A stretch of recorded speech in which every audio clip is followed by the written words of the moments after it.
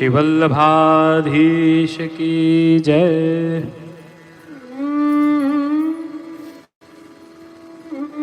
श्री गिरिराज धरन की जय।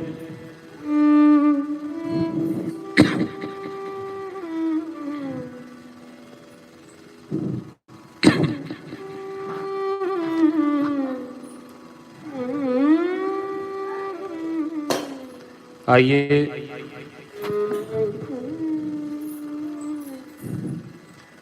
मन को सावधान कर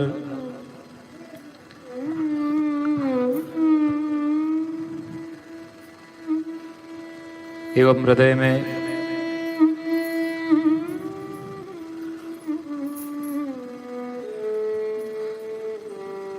जगत गुरु महाप्रभु श्री वल्लभाचार्य जी का स्वरूप ध्यान धर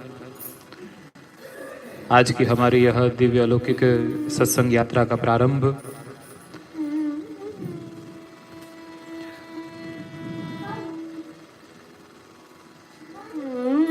श्रीमद् भगवद गीता रसास्वादन से करते हैं।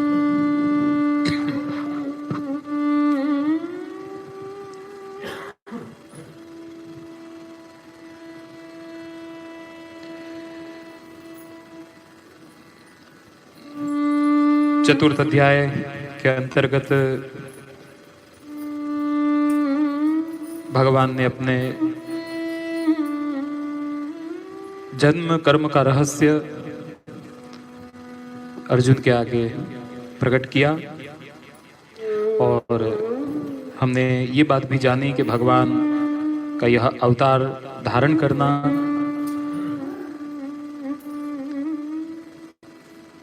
भक्तों पर कृपा करने के लिए सविशेष आप अवतरित होते हैं। जैसे कि श्रीमद् भगवद गीता का प्रसिद्ध वाक्य है,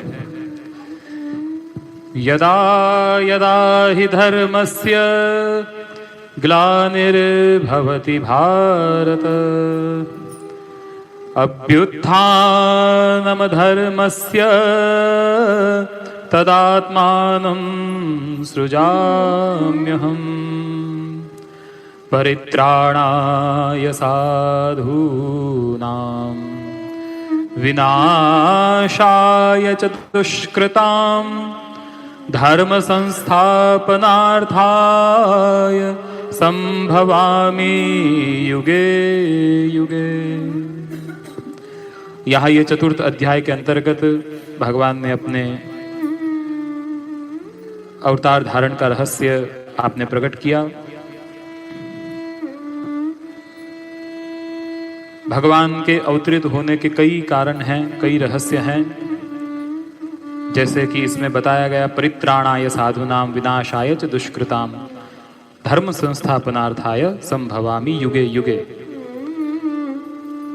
तो धर्म की स्थापना करने के लिए, दुष्टों को दंड देने के लिए, साधु संतों को आनंद प्रदान करने के लिए अलग अलग युग में आप अवतरित होते हैं। ये भगवान अपने स्वमुख से आज्ञा करते हैं। इसके अतिरिक्त भी भगवद अवतार के और भी रहस्य बताए गए हैं।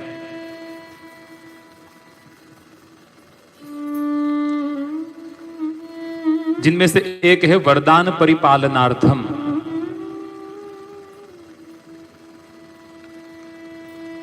और यह भगवत अवतार के रहस्य को जानने के लिए हमें प्रभु श्री रामचंद्र जी के जीवन के दर्शन करने होंगे।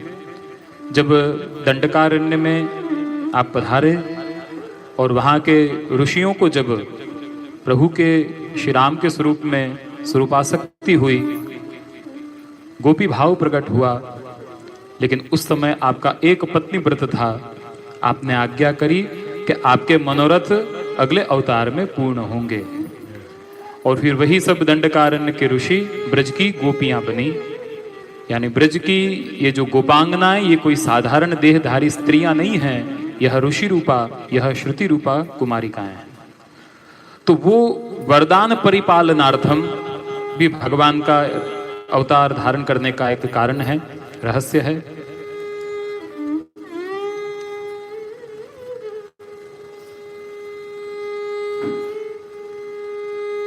एक अन्य रहस्य भी बताया गया, अभिशाप योगार्थम। भगवान स्व इच्छा से ही अभिशाप को स्वीकार करते हैं। जैसे इस विषय को समझें कि जब भगवान श्री राम ने बाली को छिपकर मारा, तब उसको पूछने में फिर बाद में लीला अंत में कि भाई क्यों मारा, तो भगवान ने बड़े सहजता से कह दिया, इस बार मैंने तुझे छिपकर मारा, अगली बार तू मुझे छिपकर मार देना। तो भगवान ने स्व इच्छा से अभिशाप स्वीकार किया। इस हेतु से भी आप पृथ्वी पर अवतरित होते हैं। कई रहस्य हैं और उन रहस्यों में से एक बड़ा सविशेष रहस्य हमें श्री कुंता जी बताती है। कुंता जी कहती हैं, प्रभु आप किन जीवों के लिए प्रकट होते हैं? भक्ति योग विधानार्थम। हे नाथ, जो मूढ़ दृष्टि वाले हैं वो आपके स्वरूप को जान नहीं सकते। आप तो उन्हीं जीवों के लिए प्रकट होते हैं जिनके हृदय में भक्ति योग विधानार्थम, आपके लिए निष्काम प्रेम है, भक्ति है। आप तो केवल उन्हीं के लिए ही प्रकट होते हैं। मूढ़ दृष्टि वाले वो आपके स्वरूप को जान नहीं सकते। माया जवनिका छन्न मज्ञा धोक्षज मज्ञयम।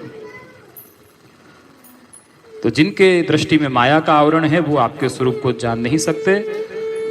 तो भगवान के अवतरित होने का एक विशेष रहस्य श्री कुंता जी ने हमें बताया कि भक्ति योग, भक्त के हृदय में जो भक्ति है उस भक्ति का परम फल श्री कृष्ण ही हैं।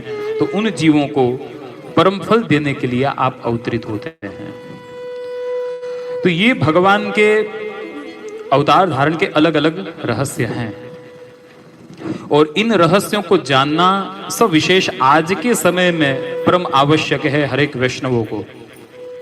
कोई यूं सोचे कि इन रहस्यों को जानने से क्या लाभ, लेकिन वर्तमान समय में जिस प्रकार से उस समय भगवान ने अर्जुन के आगे, भगवान चतुर्थ अध्याय के अंतर्गत 9वें श्लोक में आज्ञा करते हैं, जन्म कर्म च मे दिव्यम एवं यो वेति तत्वतः त्यक्त्वा देहं पुनर्जन्म नैति मामेति सोऽर्जुन। भगवान कहते हैं, अर्जुन मेरे जन्म और कर्म दिव्य अर्थात निर्मल और अलौकिक हैं।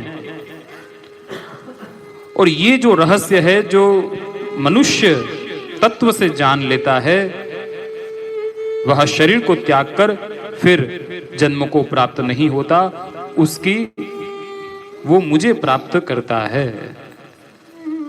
यानी भगवान अपने स्वमुख से गीता जी के अंतर्गत ये आज्ञा कर रहे हैं कि मेरे जन्म कर्म का रहस्य जानना ये परम आवश्यक है। और ये केवल अर्जुन के लिए ही नहीं, हर एक वैष्णव के लिए, हर एक जीव के लिए। क्योंकि अभी का ये जो समय चल रहा है उसको अनवतार दशा कहा जाता है, अनवतार काल। और इन अनवतार काल में भगवान के प्रागट्य का, अवतार का रहस्य जानना और विशेष लाभकारी है। अवतार काल में तो भगवान अपने स्वरूप से, अपने दिव्य कर्म से जीव को कृतार्थ करते हैं, लेकिन अनवतार काल में भगवान किस प्रकार से प्रकट हों वह रहस्य जानना परम आवश्यक है। और यहां पर कुंता जी की जो विनती है, कुंता जी जो निवेदन कर रहे हैं कि भक्ति योग विधानार्थम, कि जिनके हृदय में प्रभु आपके लिए भक्ति है, प्रेम है, आप उन्हीं के लिए प्रकट होते हैं। हमारे घर में जो हम कृष्ण सेवा, श्री आचार्य चरण की जो आज्ञा है, सदा अविरत उसको निभाते हुए जब वो सेवा करने वाले जीव की सुदृढ़ आसक्ति श्री ठाकुर जी के चरणारविंद में हो जाती है, जब भक्ति विशेषकर प्रवृत्त हो जाती है उस सेवा करने वाले जीव की, तब भगवान निजोद्धारक बनकर उसको दर्शन देते हैं। दो स्वरूप हैं, एक सर्वोद्धारक और एक निजोद्धारक। भक्तोद्धारक, जैसे मंदिर में हम ठाकुर जी के दर्शन करें या हमारे घर में जो प्रभु विराजमान हैं, घर में जितने भी सदस्य हैं, या मंदिर में जो ठाकुर जी विराजमान हैं, वैष्णवजन जो दर्शन करने आते हैं, वो दर्शन जो प्रभु दे रहे हैं वो सर्वोद्धारक रूप से देते हैं।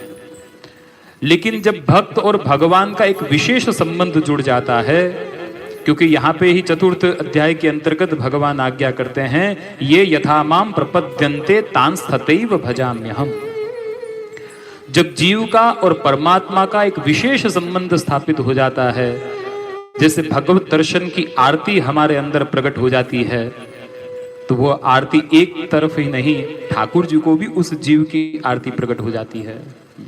और ऐसे कई प्रसंग, गज्जन धावन का प्रसंग लें या अन्य कई ऐसे वार्ता जीवों में प्रसंग के दर्शन हम कर सकते हैं, जिससे इस बात सिद्ध हो सकती है।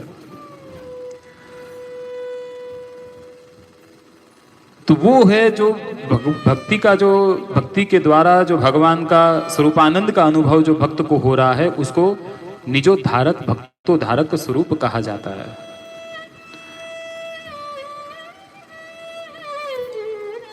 कई लोग ऐसे प्रश्न करने वाले होते हैं कि भी ये वैष्णवजन जो सुबह ठाकुर जी को उठाना, फिर उनको पोढ़ाना, उनको भोग धराना, उनको पलना झुलाना, हिंडोला झुलाओ, ये करो, उनको खिलाना, इन सब में क्या आनंद आता है? लेकिन वो आनंद तो जो सेवा करने वाला है उसको आता है। मूढ़ दृष्टि वाला उसको स्वरूप को जान नहीं सकता है, उस लीला को जान नहीं सकता है। तो अनवतार दशा में प्रियजनों, जो प्रभु का अवतार होगा, ये तो साक्षात रूप से विराज रहे हैं उस समय की भगवत गीता, लेकिन हम अभी अनवतार दशा के साथ उसका जो समन्वय करें, तो अभी तो साक्षात रूप से जहां हम उनके दर्शन नहीं कर रहे हैं, तो प्रभु का प्रागट्य कैसे होगा? तो कि भक्ति योग विधानार्थम, निष्काम भक्ति से ही भगवान प्रसन्न होते हैं और उस जीव के लिए प्रकट होते हैं। क्योंकि पुष्टि मार्ग का प्रारंभ समर्पण से होता है। हम सब कुछ ठाकुर जी को समर्पित करते हैं, और जब सर्व वस्तु समर्पित, वह समर्पित जीव ठाकुर जी के अभिमुख होता है, तो भगवान भी उस जीव के लिए प्रकट होते हैं। जैसे हम जानते हैं कि ध्रुव जी के लिए भी आप प्रकट हुए थे, तो भक्ति के चलते। जहां ये कुंता जी की बात आई है, तो एक प्रसंग का स्मरण हो रहा है, जिस संदर्भ में एक वैष्णव ने भी अपनी एक जिज्ञासा आज प्रकट की थी कि भगवान ने ये अर्जुन पर इतनी सविशेष कृपा करी, श्रीमद् भगवत गीता का श्रवण उनको कराया, तो अर्जुन पर, पांडवों पर इतनी कृपा भगवान की सविशेष क्यों रही? सबको न कराया। जैसे उसमें मुझे मैसेज में लिखा कि जैसे 7 दिन गिरिराज जी धारण किया और सबको अपने शरण में खींच लिया, सबको पास आने की आज्ञा करी। तो यहाँ पे ये युद्ध के समय में भगवान ने केवल अर्जुन को ही मामेकम शरणम ब्रज, केवल अर्जुन को ही क्यों आज्ञा करी? उन पर इतनी सविशेष कृपा क्यों रही? एक ये प्रश्न मुझे आज ही पूछा एक वैष्णव ने, तो यहाँ कुंता जी का स्मरण हुआ, तो ये प्रश्न का भी मुझे स्मरण हुआ। इसका एक विशेष कारण श्री हरिराय महाप्रभु जी समझाते हैं कि अर्जुन पे या पांडवों पर सविशेष भगवान की कृपा रही कि सर्वप्रथम तो उनके सारथी बने, और सारथी बनने के बाद भी जो सारथी धर्म का होता है, जो सारथी धर्म जो है उनका सविशेष नियम अनुसार पालन किया। रथी को उतारना, फिर उसको शयन कक्ष में ले जाना, कहीं अर्जुन के चरण में कंकर कांटे या कहीं जख्म लगे हुए हैं तो उसमें औषधि लगाना, और जब अर्जुन विश्राम की ओर जाए तब घोड़ों को अस्तबल में ले जाएं, फिर घोड़ों को चारा डालें, पानी पिलावें। यानी ये जो सारथी धर्म के जो भी कार्य हैं, वो सब कार्य भगवान ने, श्री कृष्ण ने किए। तो इतनी विशेष कृपा ये अर्जुन पर या यूं कहें पांडवों पर रही, उसका कारण इन पांडवों की सकाम भक्ति नहीं है। उसके हरिराय महाप्रभु जी आज्ञा करते हैं कि वो कुंता जी की कृपा के वजह से, कुंता जी के चलते, क्योंकि कुंता जी श्री ठाकुर जी के अनन्य भक्त हैं। भगवान से विपत्ति मांगी, शरणागति मांगी, और शहराई जी आज्ञा करते हैं कि ये जो पांडवों पर भगवान की सविशेष कृपा रही उसका एकमात्र कारण श्री कुंता जी हैं, क्योंकि कुंता जी का अपने पुत्रों के साथ संबंध है। शहराई जी आज्ञा करते हैं कि भगवत कृपा प्राप्त करने का जो कोई एकमात्र साधन है तो वो है कि भक्तों के साथ संबंध स्थापित कर लिया जाए। भक्तों के साथ संबंध स्थापित करने से ही ठाकुर जी की कृपा उस जीव पर होती है। और पांडवों के साथ, अर्जुन के साथ कुंता जी का संबंध है, वो उनके पुत्र हैं, तो इसलिए कुंता जी के संबंध के चलते पांडवों पर भगवान ने सविशेष कृपा करी। और इस प्रसंग को लेकर शहराई जी आज्ञा करते हैं कि हे प्रभु, अपना दैन्य भाव प्रकट करते हैं कि मेरे अंदर ना तो कोई ऐसे गुण है कि जिससे मैं आपको प्रसन्न कर सकूं, ना कुछ मैं ऐसी सेवा करना जानता हूं, ना कोई ऐसी विशेष मेरे अंदर कोई बात है, लेकिन फिर भी प्रभु आप मुझ पर कृपा करेंगे। शहराई जी कह रहे हैं मुझे ये विश्वास है। क्यों? क्योंकि मेरा संबंध श्री वल्लभ के साथ है और आप तो श्री वल्लभ के प्रिय हो और मैं श्री वल्लभ का बालक हूं, तो वो संबंध के चलते प्रभु आप मुझ पर भी कृपा करेंगे, ये मैं जानता हूं। जय। विचार करें कितनी सविशेष, कितनी सुंदर बात शहराई जी आज्ञा कर रहे हैं कि मेरे अंदर कोई सामर्थ्य नहीं है, लेकिन वल्लभ के बालक के नाते उनके साथ मेरा संबंध है, इस वजह से आप मेरे पर अवश्य कृपा करेंगे। यानी भगवत कृपा प्राप्त करने का जो कोई एकमात्र साधन है तो वो है भक्तों के साथ संबंध स्थापित कर लिया जाए, ये न के न प्रकारेण। कल ही हमने पूज्य ज्येष्ठ भातृचरण के मुखारविंद से यही सत्संग के विषय में बहुत सी बातें सविस्तार हमने श्रवण करी कि सत्संग क्या है, सत्संग ही सब। शिक्षा पत्र में भी वही हमने श्रवण किया। तो बस संत जनों के साथ, भगवदियों के साथ संबंध स्थापित करें, जिसके माध्यम से ही भगवत कृपा होती है। और ये पांडवों पर जो भगवान की कृपा रही, अर्जुन पर सब विशेष भगवान की जो कृपा रही, वो कुंता जी के संबंध के चलते, उनके निष्काम भक्ति के चलते। तो मूल बात यह अनवतार दशा में जिस जीव के अंदर भगवत भक्ति है, उन भक्त पर कृपा करने के लिए आप भक्तोद्धारक रूप धारण कर उस जीव को अवश्य कृतार्थ करते हैं, उसमें कोई संशय नहीं है। क्योंकि श्री आचार्य चरण आज्ञा करते हैं कालो यम कठिनोपि कृष्ण भक्तान न बाध्यते। काल कठिन हो सकता है लेकिन कृष्ण कोमल हैं, वो कठिन कठोर नहीं हो सकते। तो अनवतार दशा में विशेषकर जब हमने जो आदि भौतिक जीव कहे जाते हैं सामने चलकर जब भगवान के साथ संबंध स्थापित किया है, तो भगवत अवतार का रहस्य विश्व विशेष जानना हम सबके लिए परम आवश्यक है।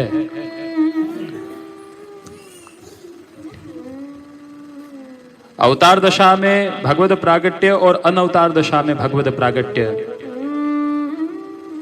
अवतार दशा में भक्त अपने गृह कार्य कर रहे हैं, जैसे ब्रज भक्त हैं, अपने घर में हैं, भगवान सामने से चलकर जाकर उन पर कृपा कर रहे हैं, उनको निरोध सिद्ध करवा रहे हैं। तो ये प्रसंग को श्रवण कर हमें ऐसी दुराशा नहीं रखनी चाहिए कि भाई हम भी अपने घर में केवल सेवा करते रहेंगे तो हम पर भी कृपा हो जाएगी, हमें निरोध सिद्ध हो जाएगा। नहीं, सेवा के साथ कुछ समझ और सावधानी भी आवश्यक है।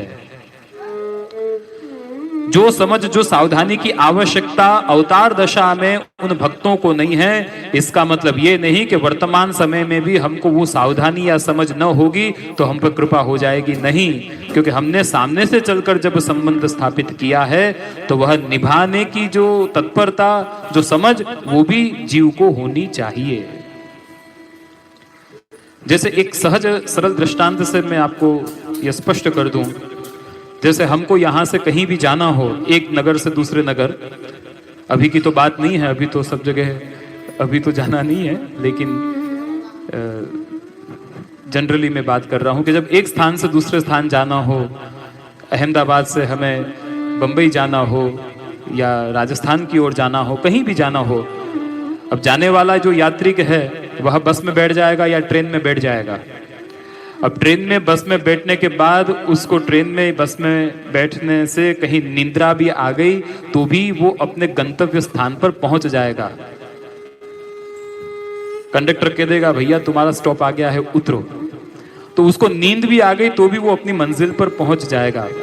लेकिन विचार करें, जब हमको सेल्फ ड्राइव करके जाना है, यहाँ से बंबई जाना है कि सूरत जाना है, और गाड़ी चलाते समय जो चालक को निंद्रा आ गई तो फिर पहुंचना था कहां और कहां वो पहुंच जाएगा, वो उसकी अंतिम यात्रा भी हो सकती है।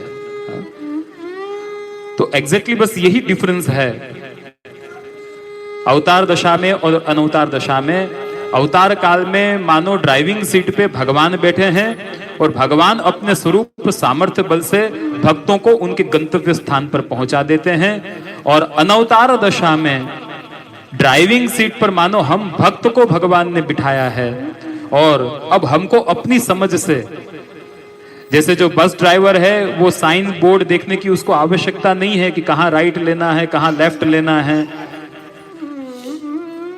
लेकिन जो सेल्फ ड्राइव करके जा रहे हैं तो उनको साइन बोर्ड पढ़ने पड़ेंगे, कहां टर्न कौन सा आ रहा है, कितनी स्पीड में कार चलानी है, ये सब समझ जब हम सेल्फ ड्राइव करके जा रहे हैं तो वो हमको रखनी पड़ेगी।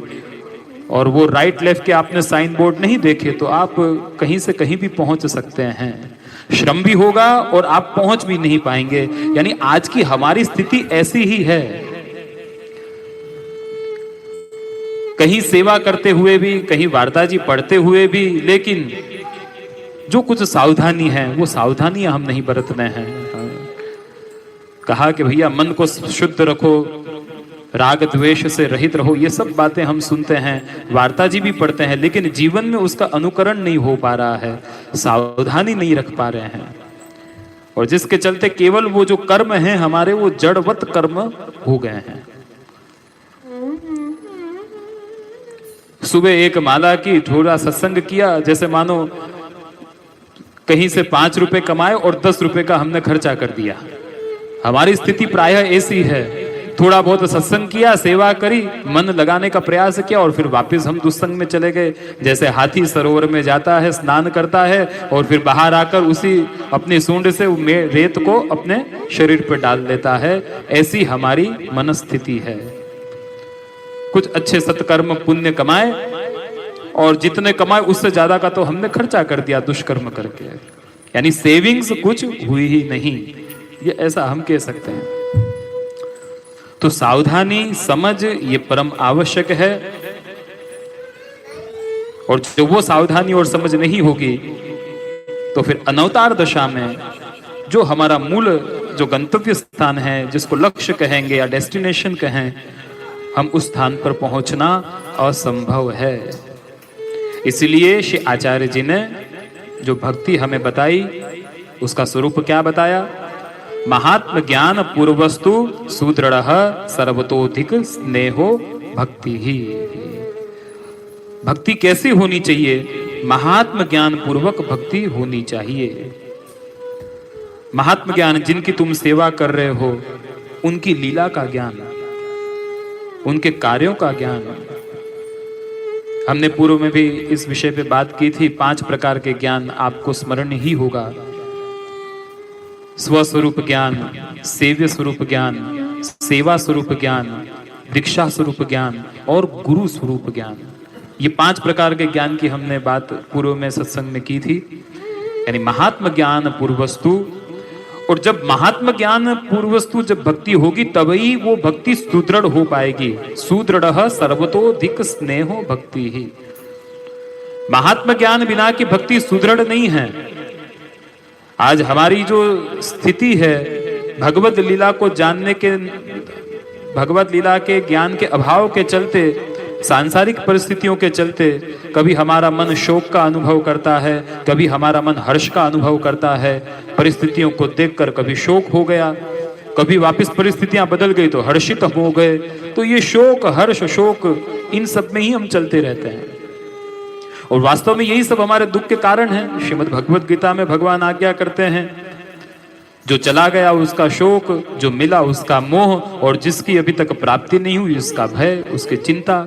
ये होगा कि नहीं होगा, ये मुझे मिलेगा कि नहीं मिलेगा। तो ये शोक, मोह और भय, ये तीन चीजें हमारे दुख का कारण है। और ये प्रैक्टिकल आज की बात है। जो इस पे विचार किया जाए, शोक पे, मोह पे, भय पे, इस पे विस्तृत जो आप मनोमंथन करो, तो ये एक एक बातें आज के समय में भी ये बिल्कुल शाश्वत सत्य हैं। क्योंकि भगवान नित्य हैं तो आपकी बातें भी नित्य है।